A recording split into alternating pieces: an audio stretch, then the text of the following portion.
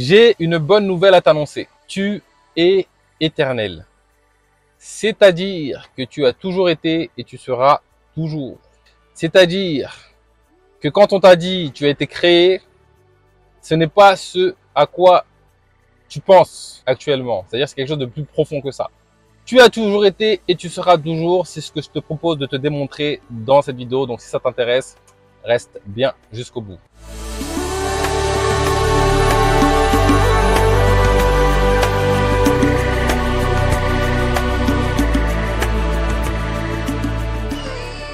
Bonjour et bienvenue dans Enquête spirituelle, la première chaîne qui traite en profondeur des réalités spirituelles. Je m'appelle Bakary Niakaté et ici sur cette chaîne, je te parle de connaissance de soi et de Dieu, car c'est en s'éveillant sur ces questions que nous, l'humanité, nous allons construire un monde meilleur, nous rapprocher de Dieu et réussir notre passage sur Terre. Donc si toi aussi tu veux t'éveiller spirituellement, deux choses à faire. La première, tu t'abonnes à la chaîne, tu actives la cloche pour être sûr de ne pas rater les vidéos puissantes comme celle-ci que j'y partage chaque semaine. Et deux, va dans la barre de description et accède gratuitement à un test de personnalité.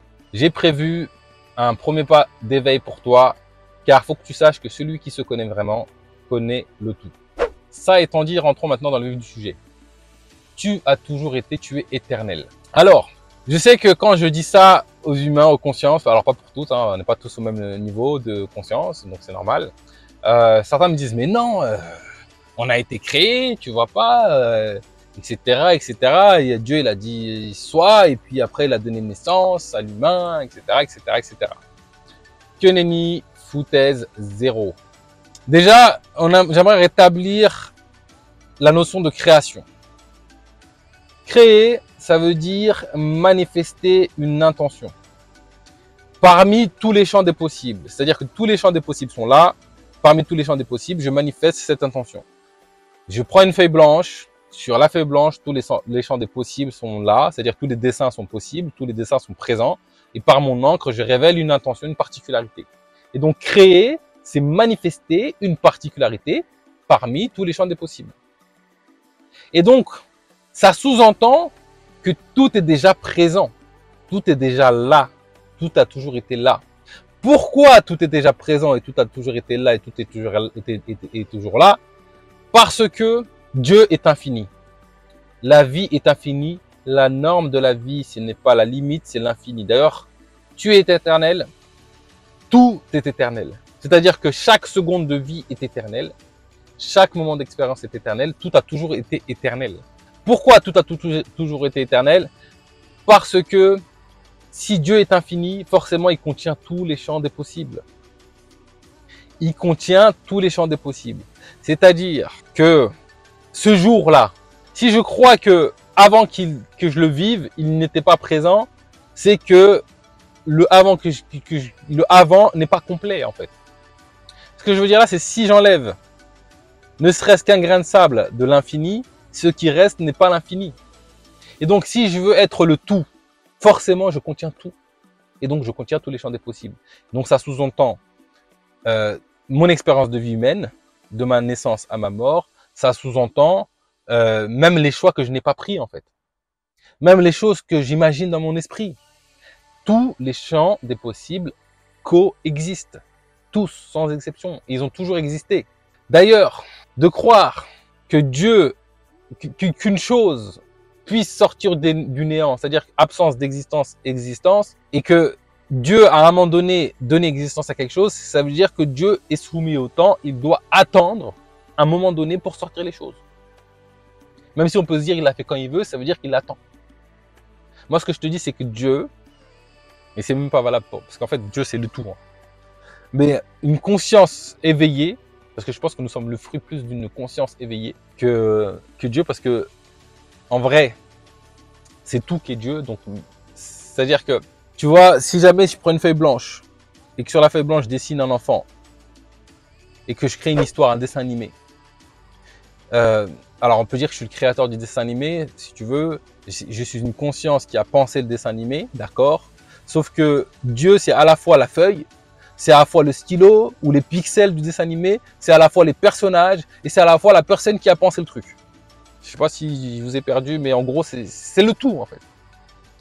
Et donc, ce que je veux dire là, c'est que tout ce que j'ai dessiné, J'aurais pu dessiner un personnage avec un nez rouge ou un nez blanc ou un nez noir.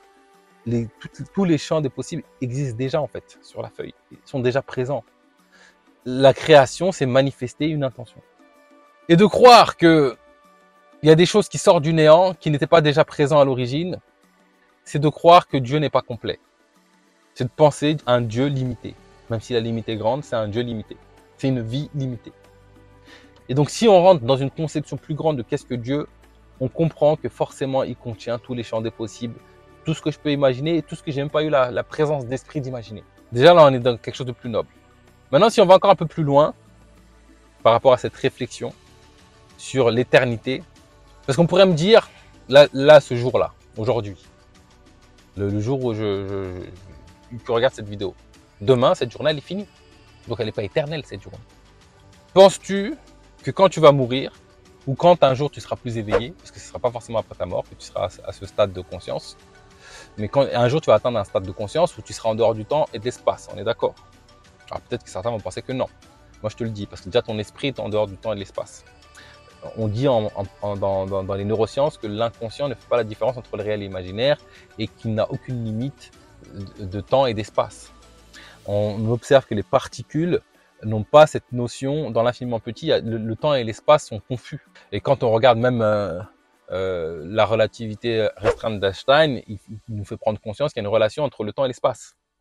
Donc tout ça pour dire que si demain je sors du temps, je peux très bien revenir ici en fait. C'est pas parce qu'aujourd'hui je n'ai pas cette capacité que je ne peux pas revenir, que c'est pas possible de revenir. Ce que je veux dire là, c'est qu'il y a des consciences qui ont cette capacité, peut-être que nous on l'a pas, c'est ok. Mais le jour où on va apprendre cette aptitude, c'est pas ce jour-là que ça va commencer. Et donc, si moi demain je suis dans un espace en dehors du temps et de l'espace, et ben chaque seconde est toujours présente en fait. Le début il est là, la fin elle est là en fait. Tout est là en fait. Quand je sors du temps et de l'espace, tous les champs des possibles sont là en fait. Ils sont tous là en fait. Et donc, tout ce que j'ai pu créer, dessiner, façonner, c'est là. Et même ce que j'ai pas décidé de façonner en fait. Tout est éternel. Et quand on creuse sur cette question, si je te demande de te définir, eh ben, il te faut une éternité pour te définir. Si je te demande de tout ressortir d'un sujet, ça peut être les mathématiques, tu peux étudier les mathématiques de manière infinie. Si je te demande la danse, tu peux étudier la danse de manière infinie. Si je te demande le comportement des fourmis, si je te demande d'étudier l'univers, les étoiles, tu peux observer les choses de manière infinie. Si je te demande d'étudier un atome, la chose la plus petite au monde, bah, tu peux l'étudier de manière infinie. Donc nous avons l'illusion de croire qu'il y a des débuts et des fins. Moi je te dis que tout est là. Et donc mon gars, tu es éternel. Et d'ailleurs, tout le monde est d'accord sur le fait que, à partir du moment, parce qu'en fait la conception erronée que les gens ont, c'est qu'à un moment donné, il y a quelque chose d'extérieur à moi qui a dit boum, et après ma conscience est née. Sinon avant j'étais en absence d'existence. Moi ce que je te dis c'est que tu as toujours été. Tu as une histoire avant, laquelle je ne sais pas, mais tu as une histoire avant et on peut remonter à l'infini dans le passé comme on peut remonter à l'infini dans le futur.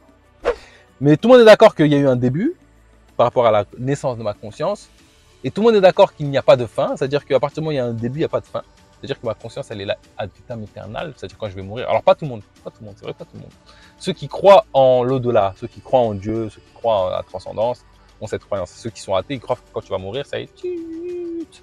Alors, nous sommes tellement puissants en termes de conscience que celui qui croit qu'après la mort, c'est absence d'existence, il va pouvoir expérimenter ça.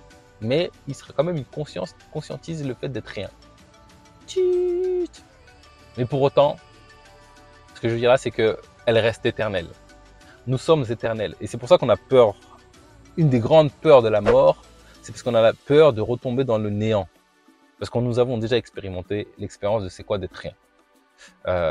On l'a fait un temps jusqu'à ce qu'on a décidé de s'éveiller. Aujourd'hui, on est sur un autre cap. On est dans une conscience plus grande de soi.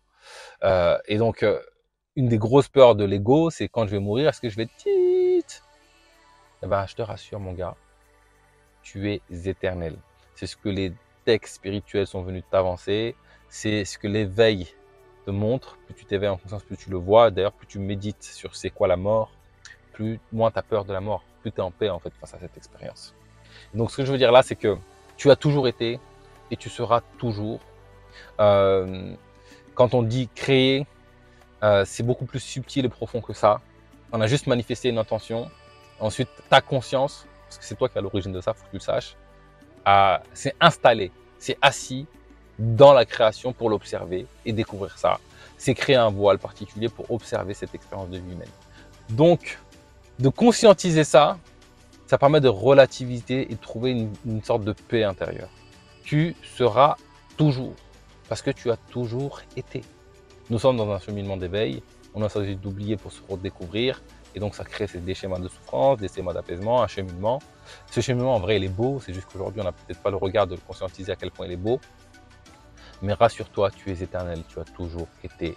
Et c'est comme tout, en fait. C'est-à-dire que même ce moment, il n'est pas perdu. On peut revenir là-dessus.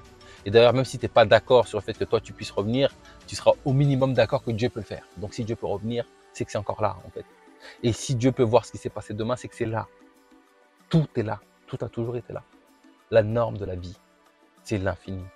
C'est l'illimité. C'est la subsistance par soi-même. Tu es éternel. C'est un vrai message spirituel que je voulais te partager dans cette vidéo. Prends conscience que tu es éternel. Je suis sûr que ça va t'aider à trouver cette paix intérieure. Voilà, c'est tout pour aujourd'hui. Si cette vidéo t'a plu, comme d'habitude, pouce bleu, like, partage. Et je te donne rendez-vous très prochainement pour du nouveau contenu autour de l'éveil spirituel.